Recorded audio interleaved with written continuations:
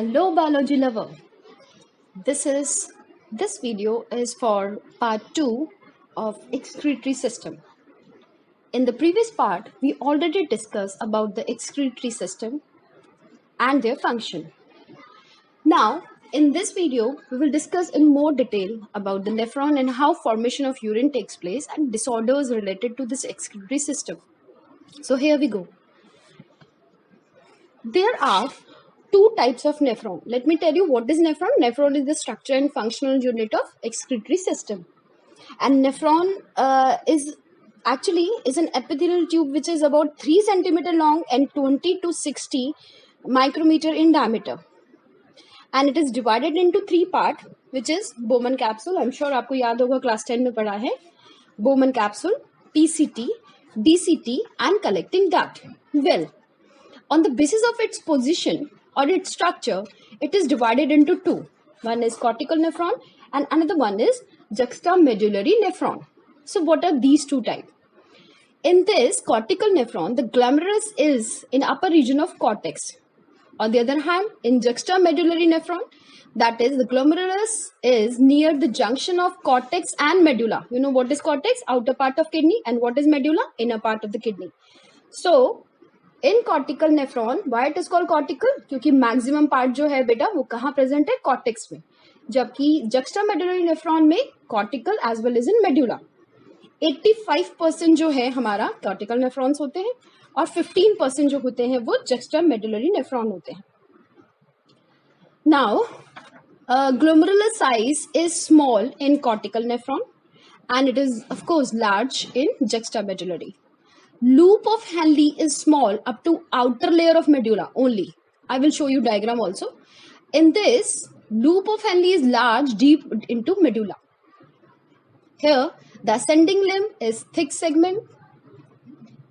Here, ascending limb thin segment. Efferent arteriole large diameter and forms peritubular capillaries. Efferent arteriole small diameters and forms vasa recta. Rate of filtration is slow. Rate of filtration is high. Major function is excretion of waste products in urine. Major function is concentration of urine by counter current mechanism, which we will discuss later. Now, here you can see बच्चा the loop of Henle, right? The cortical part, upper part. देखो यहाँ side में दिखा रखा है right side पर. Renal cortical part is the pink one, and the dark peach color is medulla. So this cortical nephron is maximum it is covering this cortical region and this part juxtamedullary maximum is in medulla, right? So here is the मतलब I mean you can see the difference. Now nephron का बच्चा part क्या होता है? एक होता है मतलब nephron is composed of malpighian, corpuscles and tubule. Tubule हमें clear है. PCT, loop of Henle, DCT. Now what about the malpighian corpuscle? Again it is having two parts. One is Bowman capsule, another one is glomerulus. बच्चा glomerulus क्या होता है? Is actually a capillary tuft. What this capillary tuft is? That is जो blood लेकर आ रही है efferent arteriole, right? Renal circulation के लिए और जो efferent arteriole लेके जा रही है blood को तो बीच में Bowman capsule में जो capillary का एक tuft बन रहा है that is called as glomerulus. And Bowman capsule and glomerulus collectively called Malpighi body, which is actually named because of the scientist Marcello Malpighi. 1628 से 1694 तक इन्होंने काम किया था इस पे. Now we will discuss more about this. Firstly, we will discuss about the structure. So the first thing is Bowman capsule. It is a blind sac. Which is of course surrounds the glomerulus. Bowman capsule एक छोटा सा sac like structure है जिसके अंदर glomerulus होता है. इस Bowman capsule का जो layer है epithelial cell है उसे हम podocytes कहते हैं जो कि इस तरीके से arrange होती हैं कि उसमें minute spaces होता है जो filtration के लिए काम में आता है. Now here you can say detailed structure which you have to draw. Look at the Bowman capsule. Afferent arteriole दिख रही है ईफरेंट आर्ट्रियोल ए फॉर आना करके याद कीजिए ई फॉर एग्जिट करके याद कीजिए afferent arteriole efferent arteriole right and here in Bowman capsule is present podocyte layer Now this blood goes to PCT, where the reabsorption of water, ions and all organic nutrients takes place. And the filtration process takes place in Bowman capsule. ये हमने पढ़ा हुआ है. After that, here is the loop of Hanle. जो reabsorption होता है बच्चा water का, वो मेनली कहाँ होता है? इधर लूप्स ऑफ हैनली और डीसीटी. डीसीटी देखिए, डीसीटी में भी बट सीक्रेशन होता है आयंस का, एसिड का, ड्रग्स का, टॉक्सिन का. वेरिएबल रीअब्जॉर्प्शन ऑफ वाटर भी होता है, सोडियम आयन, कैल्शियम आयन ये भी होते हैं. लेकिन याद रखिएगा, DCT works under the control of hormone, that is ADH. Now the collecting system is including the collecting duct and the papillary duct. What is collecting duct? That variable reabsorption of water and reabsorption secretion of sodium, potassium, hydrogen, bicarbonate ions takes place, and delivery of urine to minor calyx. Here it takes place, right? So this is the detailed structure. Please draw this diagram. Now, first of all, there are 3 steps in formation of urine. The first one is ultrafiltration. Let me explain you what this ultrafiltration is. बच्चा, there are 3 pressure. One is GHP, कोशिश कीजिएगा समझने का. GHP is 60 mmHg. What this GHP is? Glomerular hydrostatic pressure. मतलब क्या है इसका? क्योंकि एफरेंट आर्ट्रियोल के कंपैरेटिवली इफरेंट आर्ट्रियोल जो होता है उसका ल्यूमन नैरो होता है. एक्सक्यूज मी, मैं दोबारा रिपीट कर रही हूँ बेटा. क्योंकि एफरेंट आर्ट्रियोल जो है वो as compare to efferent arteriole के ल्यूमन वाइड होता है, या फिर इफरेंट आर्ट्रियोल का ल्यूमन नैरो होता है, वी कैन से. तो जो आ रहा है ब्लड बोमन कैप्सूल में, वो जा रहा है इफरेंट आर्ट्रियोल. तो इफरेंट आर्ट्रियोल में क्योंकि ल्यूमन नैरो है, तो वहाँ एक प्रेशर एक्सर्ट हो रहा है. नेचुरल है ना, किसी का ल्यूमन नैरो होगा तो प्रेशर ज्यादा होगा. That pressure is called 60. That is glomerular hydrostatic pressure, GHP, which is 60 mmHg. ये एक major driving force होता है for fluid out of glomeruli. Now BCOP, that is blood colloidal osmotic pressure. What is that? जब blood Bowman capsule में आ रहा है through afferent arteriole, तो Bowman capsule के अंदर blood जब आ रहा है तो उसके अंदर already पहले से बच्चा जो प्रोटीन है, जो ब्लड के थ्रू प्रोटीन आ रहे हैं, वो प्रोटीन जो हिल रहे हैं उनके वजह से एक प्रेशर एक्सर्ट हो रहा है, वो भी रिस्पॉन्सिबल है for the movement of blood. So that pressure is called blood colloidal osmotic pressure, which is 32 mmHg. I told you GHP is 60 mmHg and this BCOP, blood colloidal osmotic pressure, is 32 mmHg. Don't worry, it is given in further you will find it in slides. Now the last one is CHP, that is capsular hydrostatic pressure. What is that? कि Bowman capsule में blood था, अब दोबारा से circulation से blood आया, तो उसकी वजह से जो फ्लूइड पहले से था अब दोबारा जो आया उसने एक प्रेशर एक्सर्ट किया. That is called CHP, which is 18 mmHg. अब देखो बेटा क्या हो रहा है. हाइड्रोस्टेटिक प्रेशर जो है, जो हमने अभी बोला, दिस ग्लोमेरुलर हाइड्रोस्टेटिक प्रेशर जो है वो है 60. BCOP जो है दैट इज 32 एंड CHP जो है वो है 18. तो जो आपके पास फिल्ट्रेशन होने के बाद जो आपके पास आएगा वो क्या आएगा? 60 that is GHP minus BCOP that is 32 minus CHP that is 18 is equal to 10 mmHg. So that is called effective filtration pressure. Now you can see here. On an average, 1,100 to 1,200 ml of blood is filtered by the kidney per minute, which constitute roughly 1/5 of the blood pumped out by each ventricle of the heart in a minute. हमने पढ़ा हुआ है. Now the glomerular capillary blood pressure causes filtration of blood through 3 layers. कौन सा? ये भी याद रखना बच्चा हमको. Endothelium of glomerular blood vessel, जो blood vessel है उसका endothelium. Epithelium of Bowman capsule and the basement membrane between the 2 layers. Clear हुआ बेटा? ब्लड वेसल का एंडोथेलियम, बोमन कैप्सूल का एपिथेलियम, दोनों के बीच में बेसमेंट लेयर. सो कितनी लेयर्स हो गई? 3 layer. So blood is filtered so finely through these membranes that almost all the constituent of the plasma except the protein pass on to the lumen of the Bowman capsule. Therefore, it is considered as the process of ultrafiltration. Right. Now the plasma fluid जो आया उसके अंदर that filter out from glomerular capillaries into Bowman capsule of nephron is called glomerular filtrate. Clear कीजिए please. Plasma fluid जब pass on हो गया, Bowman capsule में आ गया, तो उस फिल्ट्रेट को हम क्या बोल रहे हैं? Glomerular filtrate. Amino acid, vitamin, fatty acid, uric acid, creatine, toxin, salts, ये सब हैं. लेकिन जो आरबीसी, डब्ल्यूबीसी, प्लेटलेट और प्लाज्मा प्रोटीन है, ये याद रखिएगा, ये फिल्टर आउट नहीं होते, ये ग्लोमेरुलर से बाहर नहीं आते, ये वापस से चले जाते हैं इफरेंट आर्ट्रियोल में. नाउ अभी मैंने आपको बताया बच्चा इफेक्टिव फिल्ट्रेशन रेट जो है वो कैसे निकाला जाता है. जो मैंने आपको बताया glomerular hydrostatic pressure, blood colloidal osmotic pressure and capsular hydrostatic pressure. अभी मैंने आपको इसका तरीका बताया कि कैसे कैसे होता है, डिटेल में आपको बता चुकी हूँ. Now selective reabsorption. बच्चा ये कुछ बुक्स में ऐसा होगा कि सीक्रेशन पहले दे रखा होगा, रीअब्जॉर्प्शन बाद में दे रखा होगा, कुछ सी में रीअब्जॉर्प्शन पहले दे रखा होगा, सीक्रेशन बाद में दे रखा होगा. That's all your wish how you want to write, because unit formation में 3 स्टेप्स होते हैं. Ultra filtration we already discuss. Now, reabsorption is process due to which the useful constituent of the glomerular filtrate are returned to the bloodstream. जो भी useful substances हैं जिसको हम threshold substances बोलते हैं, वो वापस से ब्लड स्ट्रीम में जाता है, और नॉन थ्रेशोल्ड जो है वो जाता है हमारा यूरिन में. So the tubular epithelial cell in different segments of nephron, जैसे कि पीसीटी, डीसीटी, ये सब, उसमें जो ट्रांसफर हो रहा है उसमें से या तो बाहर आ रहा है या उसके अंदर जा रहा है. तो 2 प्रोसेस के थ्रू हो रहा है ये transfer. That is either active और passive. I told you active process in which energy is needed because it's against gradient, and passive process in which no energy needed because it is along gradient.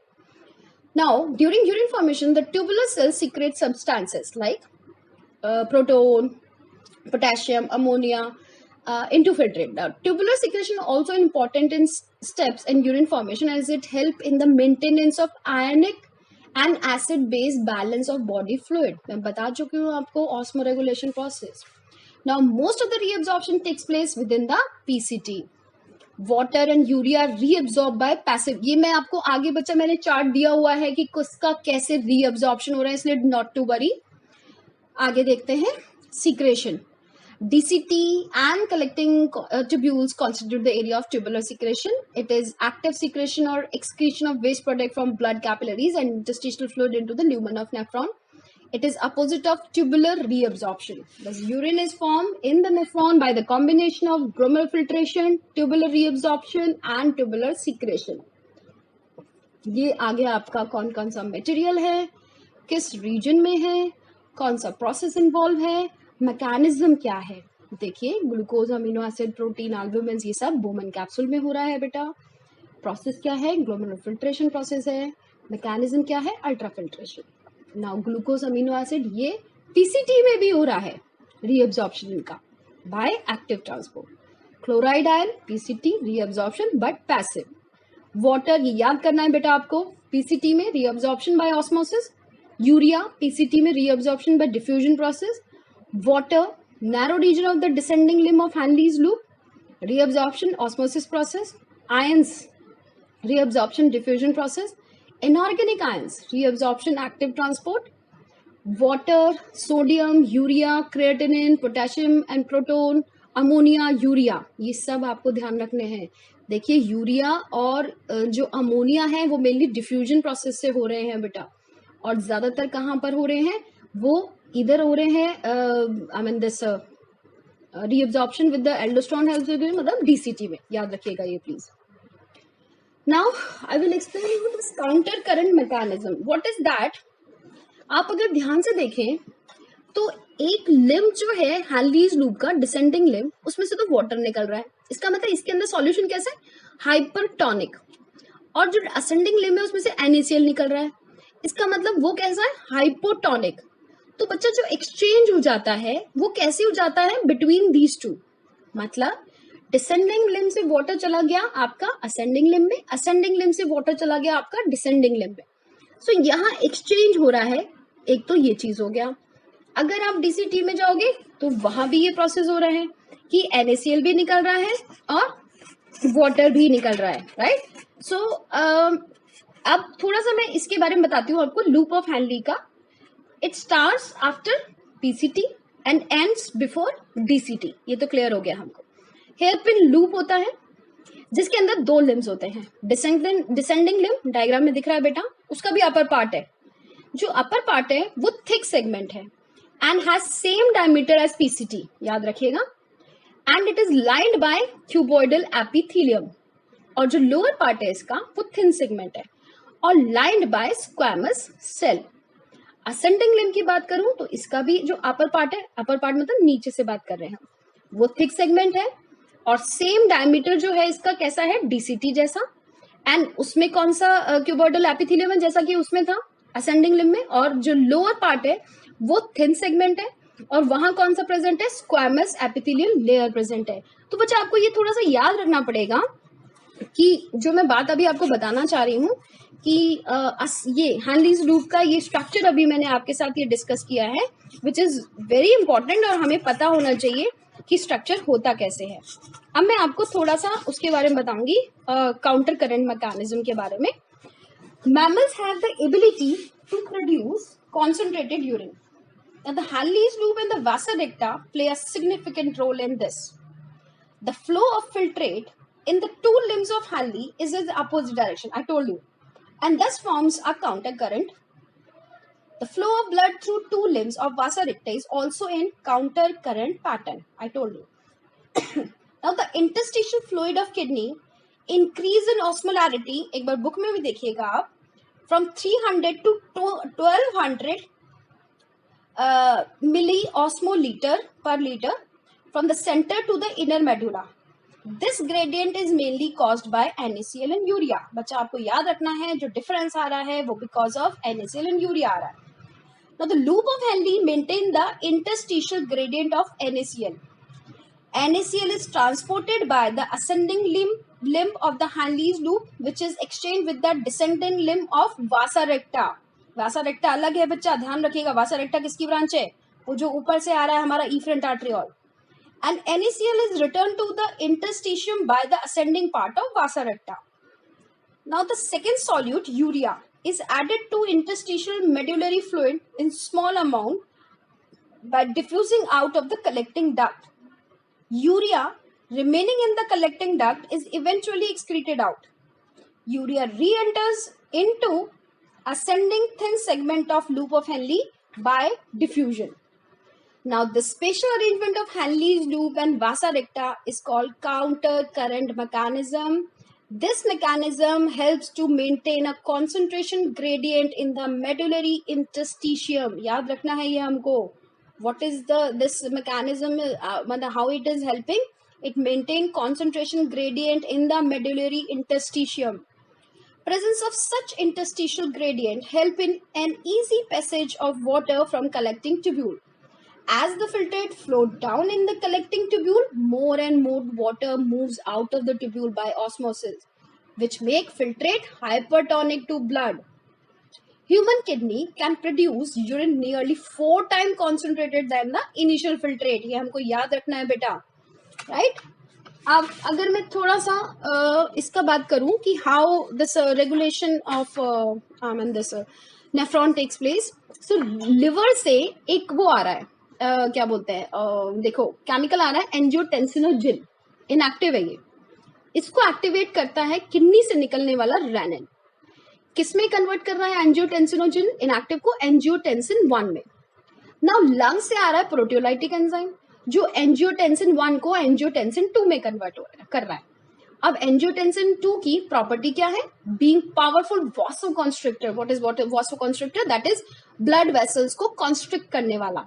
अब जब constrict होगी तो क्या होगा, increase होगा, क्या चीज, GFR। अब एंजियोटेंसिन 2 एड्रिनल कॉर्टेक्स को एक्टिवेट करेगा जिससे रिलीज होगा हमारा हार्मोन एल्डोस्टेरॉन। अब ये एल्डोस्टेरॉन जो होता है बेटा ये DCT में काम करता है और इसका काम क्या होता है, ADH के जस्ट अपोजिट। ADH क्या कर रहा है, वाटर का रीअब्जॉर्प्शन, और एल्डोस्टेरॉन क्या करता है, इंक्रीज सोडियम आयन रीअब्जॉर्प्शन। देखिए डिफरेंस, देखिए ADH क्या कर रहा है, यूरिन को कॉन्सेंट्रेटेड कर रहा है, एल्डोस्टेरॉन क्या कर रहा है, यूरिन को डाइल्यूट कर रहा है। सो एल्डोस्टेरॉन हम कह सकते हैं ना अपोजिट फंक्शन परफॉर्म कर रहा है किसके, ADH के। सो ADH और aldosterone, these two are different for performing different function which we must know. अच्छा, ये तो मैंने आपको एक्सप्लेन कर दिया अभी इसका रोल ADH का या एल्डोस्टेरोन का. अब हम बात करते हैं JGA, control by juxta glomerular apparatus, JGA. इसके बारे में मैं थोड़ा सा आपको बताऊंगी. अब JGA operates a multi-hormonal renin-angiotensin-aldosterone system. RAS बोलते हैं बेटा इसको. आप ध्यान से देखो, रेनिन आ रहा है इसमें, एंजियोटेंसिन आ रहा है इसमें, एल्डोस्टेरोन आ रहा है इसमें, सिस्टम RAS, RAAS. जब भी बच्चा ग्लोमेरुलर फिल्ट्रेशन रेट में डिक्रीज होता है, फॉल होता है, तब ये वाला काम करता है जो आपके सामने अभी दिख रहा है. This works right now. एक और फैक्टर होता है जो कि एंटागोनिस्टिक टू रास होता है, that is ANF, atrial natriuretic factor. When BP और blood volume rise, the wall of atria, that is auricle of the heart, stretch and release ANF. What is ANF? Atrial natriuretic factor. Now ANF causes vasodilation. जैसे angiotensin 2 क्या कर रहा था, vasoconstrictor की तरह कर रहा था, लेकिन ANF जो है वो vasodilator की तरह काम कर रहा है और डिक्रीज करता है ब्लड प्रेशर को. ये इंक्रीज कर रहा है बेटा. Now ANF also inhibits the release of renin from the kidney and check on the, जो अभी हमने RAS mechanism पढ़ा है.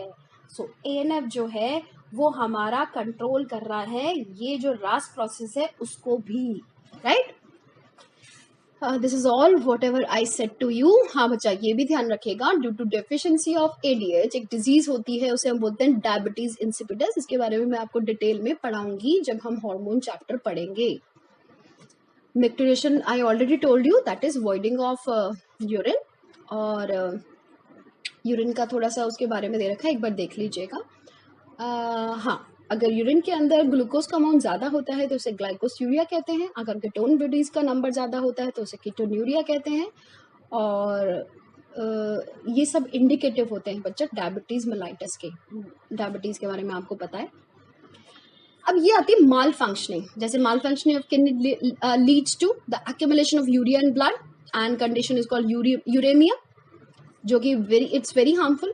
एंड किडनी फेलियर और renal failure, loss of kidney ability to excrete waste और concentrated urine and conserve electrolyte, ये सब नहीं होगा तो प्रॉब्लम है. Renal calculi, that is stone form हो जाता है, कई बार आपने सुना होगा. ऐसी glomerulonephritis, that is inflammation of glomerulus of kidney because of infection या because of any other reason हो सकता है. Pyelonephritis, that is again inflammation of but renal pelvis और कैलिसेस और इंटरस्टिशियल टिश्यू. ऊपर वाला पार्ट जो है बेटा हमने किडनी वाला जो पढ़ा था वो बैक्टीरिया इन्फेक्शन की वजह से होता है, राइट. जिसके वजह से पेन होता है बैक वाले रीजन में और पेनफुल यूरिनेशन होता है. Cystitis, that is inflammation of urinary bladder. उसकी टर्मिनोलॉजी हमने अलग अलग कर दी, बाकी चीजें वही हैं. नाउ आपने सुन रखा होगा आर्टिफिशियल किडनी के बारे में, हीमोडायलिसिस. एज सच हमारे एनसीईआरटी में नहीं है, but if anybody wants to go through this how dialysis process is going on, so it is given for them. One picture is also there, so if you want to go through you can. This picture is actually showing the correct mechanism how artificial kidney work. So this is all in this chapter. Some other excretory organs are also there, like they are called accessory excretory organ, like lung, liver, skin and intestine.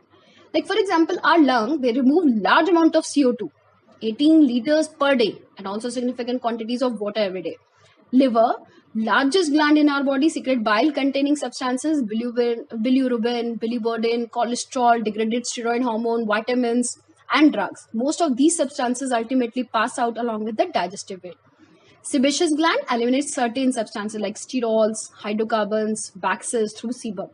This secretion provides a protective oily covering for the skin.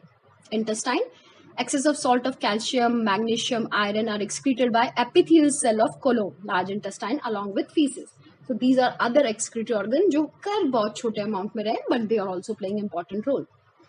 This is all this chapter. Thank you so much for listening me so patiently. Please make notes. Thank you so much.